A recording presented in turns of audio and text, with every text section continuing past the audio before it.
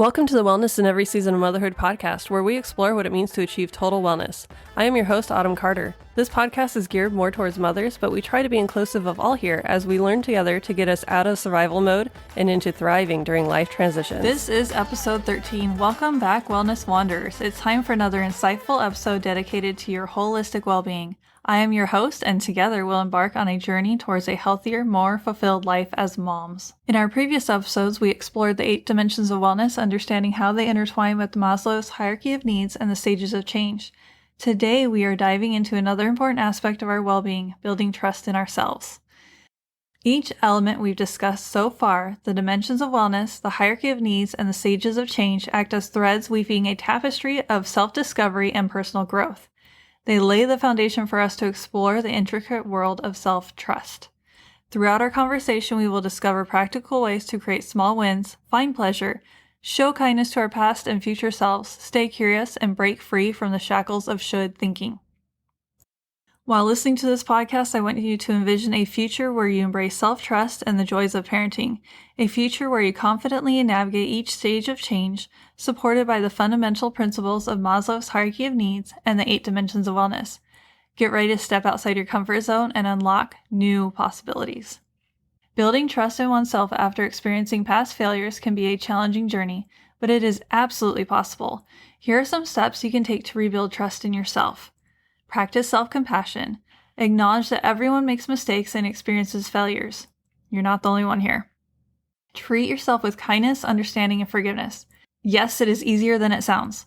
What works for me is to reframe my thinking when I am not treating myself with kindness, understanding, compassion, and forgiveness. For me, this means stopping myself, taking a breath, mental or literal, depending on how far down the unkind road I am, and then switching to saying I don't know or understand something yet, or saying 3 kind things to myself to counteract the one negative thought in my head. Then I remind myself that past failures do not define my worth or my ability to succeed in the future. It is amazing how freeing this change is, and please let me know what you think if you decide to try it. Reflect on past experiences. Take time to reflect on your past failures and identify the lessons you have learned from them. Instead of dwelling on the negative aspects, focus on the growth and wisdom gained through these experiences. I call this the silver lining, and I am now a little too good at doing it. Recognize that failure often provides valuable opportunities for learning and personal development. It also makes you more empathetic to others because you understand their pain. It gives you the opportunity to help others to avoid your mistakes and or know the easiest way out of a challenge like yours. Set realistic expectations. Sometimes past failures can stem from setting unrealistic expectations or taking on too much at once. I still struggle with this one and need to pare down. Set achievable and realistic goals for yourself. Break larger goals into smaller, manageable steps to increase your chances of success and build confidence along the way. The best way to do this is to start with a SMART goal. SMART stands for specific, measurable, achievable, relevant, and time-bound. I love goals and forward momentum. This is where life coaches like me shine. I have an episode planned in 1 month about goal setting, but we will dive just a little bit deeper into this in just a moment. Celebrate small wins. Acknowledge and celebrate your achievements no matter how small they may seem. Some people use a ta-da list, kind of like a to-do list, but ta-da, they're already done. Recognizing your progress and accomplishments, even in small increments, will boost your confidence and reinforce trust in your abilities. This does not have to be food related. It can be as small as taking a stretch break after completing a task, or working on a project you really want to work on after doing a task you dread first. We'll spend more time on this in just a minute. Take action and persist. Building trust in yourself requires taking action and facing your fears. Take small steps toward your goals, even if it feels uncomfortable or uncertain. As you accumulate positive experiences and evidence of your capabilities, your trust in yourself will grow. This goes along with the stages of change. We will relapse while striving for something we need or want to change. Keep going, don't give up. This goes along with the stages of change. We will relapse while striving for something we need or want to change. Keep going, get right back up.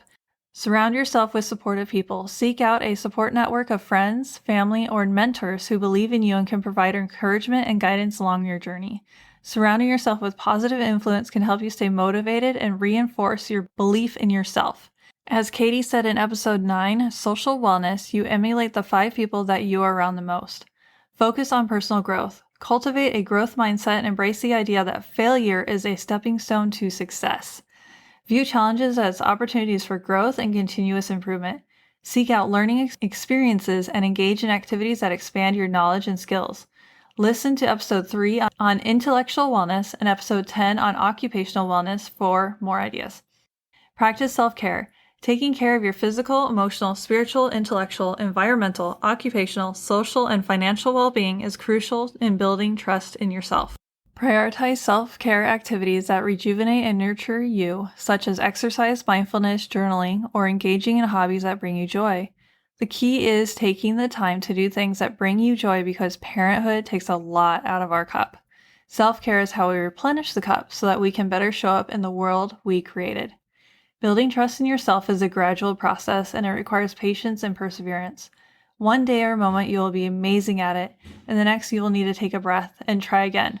Be gentle with yourself, celebrate progress, and keep moving forward. Each step you take towards rebuilding trust in yourself will bring you closer to achieving your goals, showing by example, and the ultimate goal, living a fulfilling life. Creating small wins for yourself is an effective way to build trust and confidence in yourself. Here are some strategies to help you create small wins and develop self-trust. Break down your larger goals into smaller, actionable steps. Make sure your goals are specific, measurable, attainable, relevant, and time-bound. SMART goals. This allows you to focus on manageable tasks and increases the likelihood of success. I learned this in my college career and found huge success with it. And one trick is to write down your goal in future tense. So I will do something specific and add a measurement by this date. I hope that made sense. Begin with tasks that are relatively easy to accomplish. By completing these tasks successfully, you build momentum and gain a sense of achievement. This is why SMART goals are always broken down until they become a stepping stone leading toward the ultimate goal, or baby steps if they need to be that small for you. Create a to-do list or use a planner to prioritize your tasks. Identify the most important and urgent tasks and tackle them first. This helps you stay focused, motivated, and prevents overwhelming yourself. I write down my task list the night before and then number the order of importance. When you achieve a small win, take the time to acknowledge and celebrate it. Celebrations can be as simple as pausing for a breath, treating yourself to something you enjoy, or sharing your accomplishment with a supportive friend or family member. Celebrating reinforces positive feelings and reinforces the trust you're building in yourself. I always function better when I receive positive reinforcement. My little kids don't give it to me, so why not give it to myself throughout the day in small ways? Consistency is key to creating small wins. Set aside dedicated time each day or week to work toward your goals. Even if you can only spare a few minutes, consistency compounds over time and leads to progress. I will be creating a worksheet for block scheduling soon, but in the meantime, try to schedule your day between natural breaks such as naps and feeding schedules. Also try to stack your day with similar activities or activities that can be done together, such as catching up with a friend, exercise, and outside time. Equals a playdate walk, basically. Take a moment to reflect on your past successes. No matter how small they may seem, remind yourself of the challenges you've overcome and the goals you've achieved. This reflection reinforces your belief in your abilities and helps you see patterns of success. Write them down for times when you are struggling. I still do this. If you encounter setbacks or failures along the way, view them as opportunities for growth and learning. Instead of getting discouraged, identify what you can learn from the experience and how you can adjust your approach moving forward. The ability to bounce back from setbacks is a testament to your resilience and build trust in your capacity to handle challenges. Sometimes a setback means not yet, and use the momentum you have to change directions towards another worthy goal until the time is right for the one you're originally starting with. Share your goals and progress with a trusted friend, family member, or life coach. Having someone who can support and hold you accountable can provide motivation, encouragement, and perspective when needed. The best life coaches have life coaches of their own for this reason, and I have several coaches. The key is to start small and gradually increase the difficulty of your goals as you build trust in yourself. By consistently achieving small wins, you'll develop a stronger belief in your capabilities and create a positive cycle of self-trust and accomplishment. I needed to do this when I first moved out of my abusive childhood home. Not sure why they call it a home. It wasn't one. I was lost and had major decision fatigue, so I needed to start to build trust in myself. And this is the formula that worked for me. Welcome to the mindfulness practice part of our segment. I'll guide you through a mindfulness practice specifically designed to help you build trust in yourself. Mindfulness allows us to cultivate self-awareness, develop a non-judgmental attitude, and embrace self-compassion. By incorporating mindfulness into our lives, we can foster a deep sense of trust in our abilities and intuitions as moms. Find a comfortable and a quiet space where you can practice mindfulness without interruptions. It could be a dedicated meditation area, a cozy corner of your home, or even outdoors in nature. Sit in a position that feels comfortable and stable for you. You can choose to sit cross-legged on a cushion, on a chair with your feet flat on the ground, or even lie down if that feels more relaxing. Allow your body to relax and settle into the posture. Close your eyes or gently lower your gaze. Begin by bringing your attention to your breath.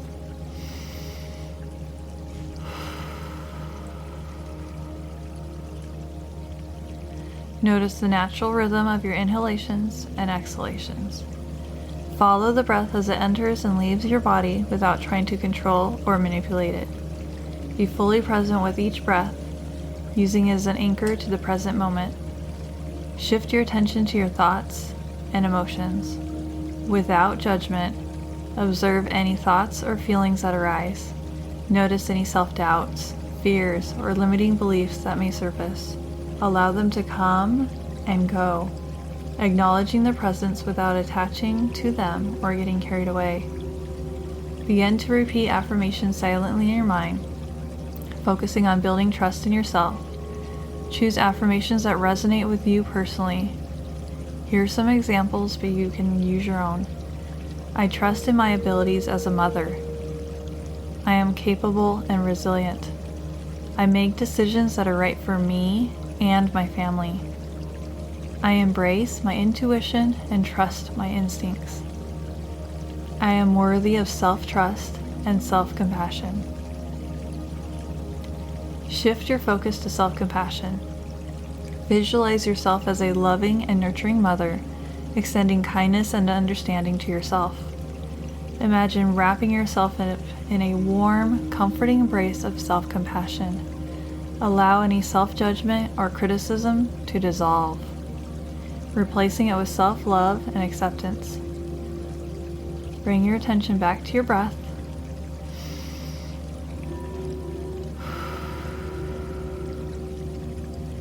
Grounding yourself in the present moment, feel the sensations of your breath as it nourishes your body. Notice the rise and fall of your chest, or the feeling of air passing through your nostrils. Stay present, using the breath as an anchor whenever your mind starts to wander. Slowly open your eyes if they were closed. Take a moment to appreciate the time you dedicated to building trust in yourself. Carry the feelings of self-trust and self-compassion with you as you continue your day. Practicing mindfulness allows us to cultivate self-awareness, self-compassion, and self-trust. By incorporating this mindfulness practice into your routine, you can strengthen your belief in yourself as a mother and develop a deep sense of trust in your abilities. Trust is built over time, so be patient and kind to yourself as you embark on this journey of self-discovery and growth. Finding key ways to create pleasure and incorporating them into your routine can be a powerful motivator to stay on track with your goals as a mom. Here are some strategies to help you infuse pleasure into your journey. Reflect on activities that genuinely bring you pleasure and make you feel alive. These can be hobbies, creative outlets, physical activities, or even simple moments of relaxation. Make a list of these activities and prioritize incorporating them into your schedule. It might even be helpful to number them. Which one is your top one, all the way down to which one is your least favorite, least fulfilling. Set aside specific time slots in your schedule dedicated to pleasurable activities. Treat them as non-negotiable appointments with yourself. They can even be naps, by the way. Whether it's a half-hour reading, engaging in a craft, going for a walk, or enjoying a cup of tea, having designated pleasure breaks ensures that you consistently carve out time for your own enjoyment. We want this for our family members, which means we need to lead by example. Find ways to infuse pleasure into routine tasks. For example, play your favorite music while doing household chores or cooking. I play music while cooking and listen to podcasts for chores. My husband watches videos when cooking and doing chores. Find what works for you. Create a pleasant ambience by lighting scented candles or using essential oils.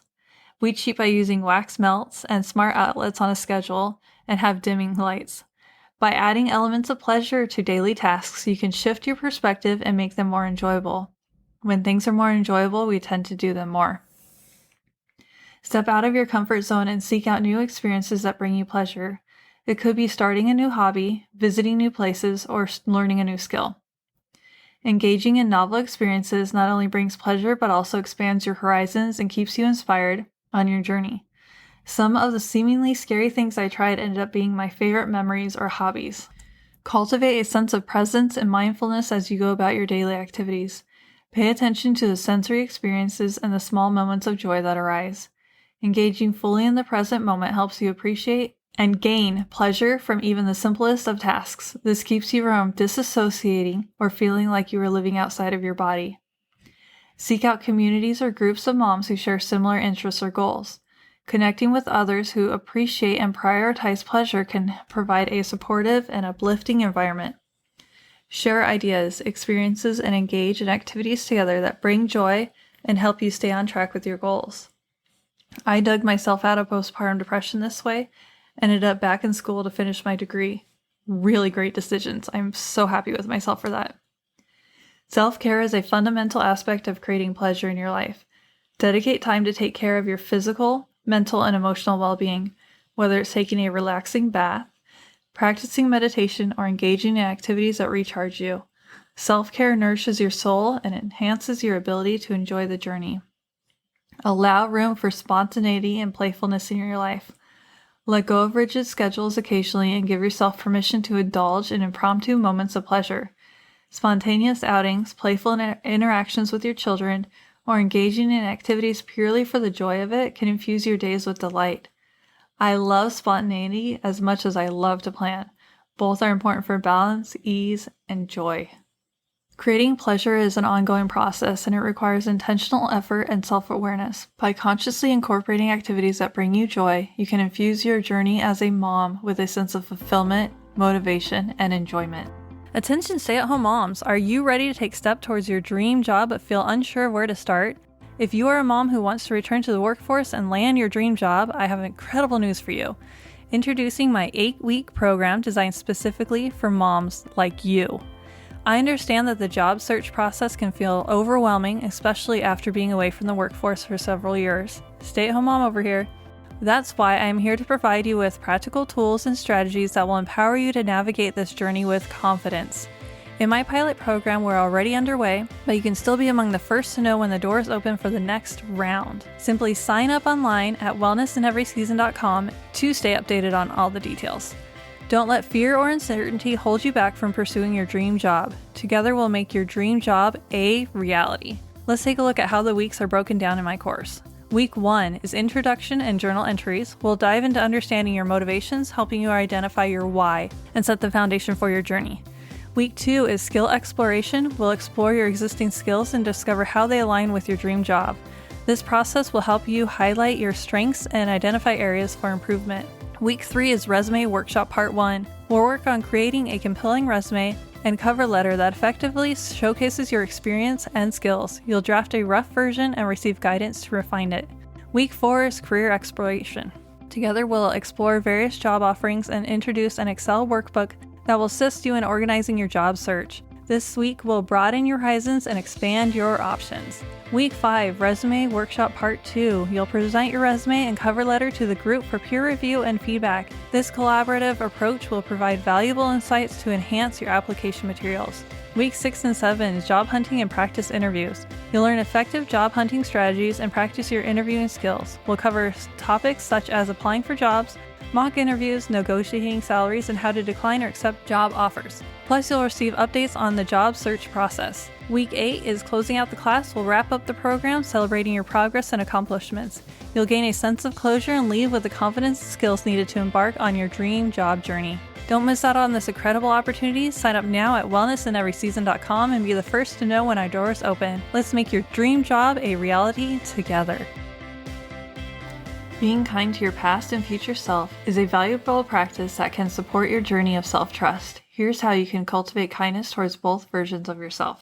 Rather than dwelling on past mistakes or regrets, approach your past with compassion. Recognize that you are doing the best you could with knowledge, resources, and circumstances you had at the time. View your experiences as opportunities for growth and learning. Acknowledge the lessons you've gained from challenges and mistakes. Appreciate how those experiences have shaped you into the person you are today. Forgive yourself for any perceived shortcomings or disappointments. Holding on to guilt or self-blame only hinders your progress. Allow yourself to let go of past mistakes and move forward with self-compassion. I found simply ignoring guilt or self-blame made it come up at odd times, so instead I try to look at it from all angles, learn what I can from it, and then release it. Being mindful of setting realistic expectations for yourself. Avoid overwhelming your future self with unrealistic demands or an excessive workload. Smart goals, and then break down your goals into manageable steps, will set yourself up for success. Consider the well-being of your future self by prioritizing self-care. Take care of your emotional, physical, spiritual, intellectual, environmental, occupational, social, and financial health. All 8 dimensions. Engage in activities that nourish and rejuvenate you, ensuring that you have the energy and resilience to pursue your goals. Anticipate the needs and challenges of your future self. Plan and prepare as best you can to make things easier for your future self. This could involve organizing your schedule, setting reminders. Hey Siri, hey Google, remind me to blank at this time or every day at this time. Or making proactive decisions that align with your long-term goals. Trust that the choices you make in the present will benefit your future self. Listen to your intuition and inner wisdom when making decisions. Cultivate self-trust by honoring your values and aligning your actions with your authentic self. If you doubt the decisions you made when calm, then you will wear yourself out. Try to make the decision once and stick to it. Cultivate mindfulness to develop awareness of the present moment. Being present allows you to fully engage in the here and now, enhancing your ability to be kind and compassionate towards yourself in the present. Express gratitude for your past experiences, recognizing that they have shaped you and brought you to where you are today. Also cultivate gratitude for your future possibilities, trusting that positive outcomes and growth lie ahead. By practicing kindness towards your past and future self, you foster a sense of acceptance, understanding, and support. Embracing self-kindness allows you to let go of self-judgment and build a foundation of trust in yourself and your journey. Self-kindness is an ongoing practice, and it takes time and patience. Be gentle with yourself and celebrate the progress you make along the way. Curiosity fuels exploration, growth, and self-discovery. Here are some strategies to help you stay curious on your journey. Embrace a learning mindset. Adopt a mindset of continuous learning and growth. Approach life with a sense of curiosity, open-mindedness, and a willingness to explore new ideas, perspectives, and experiences. See challenges as opportunities for learning and view mistakes as valuable lessons. Ask questions. Cultivate the habit of asking questions both of yourself and others. Question your assumptions, beliefs, and self-limiting thoughts. Challenge the status quo and seek deeper understanding. Ask yourself why and what if to stimulate curiosity and expand your knowledge, just the same as your kids do. Explore different perspectives. Be open to different viewpoints and experiences. Engage in conversations with diverse individuals, read books from various genres, and expose yourself to different cultures and ways of life. This broadens your perspective, encourages empathy, and keeps your curiosity alive. Try to stay out of the echo chamber where you are only listening to those who think and talk like you. Follow your interests and passions. Pay attention to the activities, subjects, or hobbies that naturally pique your curiosity. Follow those interests and allow yourself to dive deep into them, explore related topics, seek out resources, and immerse yourself in learning experiences that align with your passions. We encourage our children to do this. We should do it for ourselves too. Embrace the unknown. Cultivate a comfort with uncertainty and the unknown. Instead of fearing the unfamiliar, approach it with curiosity and an eagerness to explore. Practice mindfulness. Incorporate mindfulness into your daily life to cultivate present moment awareness. When you engage in tasks or activities, bring your full attention to the present experience. Notice the details, sensations, and emotions that arise. By being fully present, you enhance your ability to notice or appreciate the nuances of life, fostering curiosity. It is okay to have conflicting thoughts or emotions. Engage in play and creativity. Make time for playfulness and creativity. Engaging in activities like art, music, writing, or playful exercises stimulates your imagination and encourages curiosity. Allow yourself to experiment, try new approaches, and explore your creative side. Embrace a growth mindset. Adopt a growth mindset, believing in your capacity for growth and improvement. See challenges as opportunities to learn and develop new skills. Embrace the belief that with effort, perseverance, and curiosity, you can overcome obstacles and achieve your goals. I used to believe I had to be perfect the first try or it was not worth exploring. It took me working on myself to discover the beauty in the journey to proficiency. I am relearning how to swim after almost drowning as a child. I am learning the piano as an adult. I am nowhere near perfect, and the journey is what I am pausing to enjoy. I am enjoying the movement my fingers make, knowing what the notations on sheet music mean, how to properly put my face in the water, and churn for air during freestyle. Curiosity is a mindset that requires nurturing. Cultivate an attitude of wonder, exploration, and a genuine desire to learn. By staying curious, you will continually discover new aspects of yourself, build trust in your capabilities, and create a fulfilling and enriching journey of self-discovery. Welcome to the life hack segment. This life hack is about laundry. Woo! Laundry can often feel like an overwhelming chore, but with a few simple tweaks and involving the whole family, it can become a fun and efficient task. It can even be fun because you are doing less of the work and you are getting in family time once the rest of the family stops complaining. Set a family laundry routine. Establish a regular laundry routine that works for your family schedule. Determine how often you'll do laundry, such as every other day, and stick to it. This ensures that laundry doesn't pile up and becomes more manageable. We are a family of 6 and do laundry every other day. Assign age-appropriate tasks for your children, even if they're too young to fold clothes. For example, have them gather and sort laundry by color or type. This teaches them the responsibility and teamwork while lightening your load, especially if they're sorting it when it's dirty before it goes in. You may need to rearrange your laundry room to make it more accessible and safe, which is what I'm going to be doing for our oldest, so you can put soap in. Designate a specific time for family folding time. Put on some upbeat music or an audiobook that everyone enjoys. Encourage conversation and laughter while folding clothes together. You can even make it a friendly competition by timing each other or racing to finish.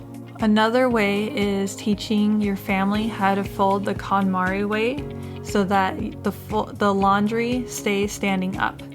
This method involves folding clothes into compact rectangles that stand upright, similar to files in a drawer. It maximizes space and gives a neat appearance, and it also means that favorite t-shirts won't end up at the bottom of the drawer where nobody can find them.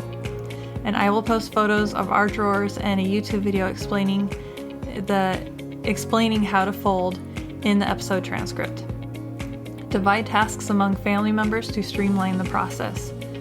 Make use of your washing machine's delay start feature. Set the first load of laundry to start washing in the evening or at another time that's more appropriate for you. For example, our family puts the first load of laundry in at night, and we set it to delay start until the morning, and it will be done by the time everybody wakes up. So as soon as we all wake up, we switch laundry from the washer to the dryer and put the next load in if we have another load. Instead of tucking away folding clothes immediately, leave them out in the living room or a central location so that children and other family members are having to put away their own laundry. Place pre-sorted hampers in your closet for an easy laundry organization. This is what we do. And we have them labeled for whites, darks, and cleaning cloths. Do whatever works for your family, but it really helps if you have it in a central place so you're not having to hunt for dirty clothes. Approach laundry with a positive mindset and model enthusiasm to inspire your family. I know it's kind of hard to with laundry sometimes. Celebrate small accomplishments and express gratitude for everyone's effort. By involving the whole family, incorporating fun elements, and optimizing your laundry routine, you can transform this household dreaded chore into an enjoyable and efficient activity and make it so that you're not as much of a maid because everybody's involved. So it's definitely a win for you. Should thinking refers to the habit of constantly imposing rigid expectations on ourselves or others. It can create unnecessary pressure, feelings of guilt or inadequacy, and then limit our ability to trust ourselves and make authentic choices. Here's how you can stay away from should thinking. Pay attention to your thoughts and language. Notice when you use the word should or shouldn't in your self-talk or when discussing expectations with others. Recognize that these are external impositions and not necessarily aligned with your true desires or values. Change them as quickly as you can, and as you do so, you will catch yourself faster and faster until you are no longer doing it. Question the rationality of your should thoughts. Ask yourself why you believe something should be a certain way. Examine whether these expectations are based on your own values, personal goals, and authentic desires, or if they stem from societal pressures or external influences, or even trauma. Instead of using should, reframe your thoughts into words like choose to or prefer to. This subtle shift acknowledges that you have autonomy and agency in your decisions. It empowers you to make choices that align with your values and desires rather than feeling obligated to fulfill external expectations. Clarify your own values and priorities.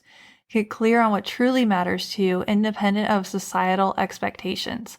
By grounding yourself in your own values, you can make choices that align with your authentic self and let go of the shoulds that don't resonate with your core beliefs. Be kind and compassionate with yourself when you notice should thinking creeping in. Understand that it is a common habit and not a reflection of your self-worth or abilities.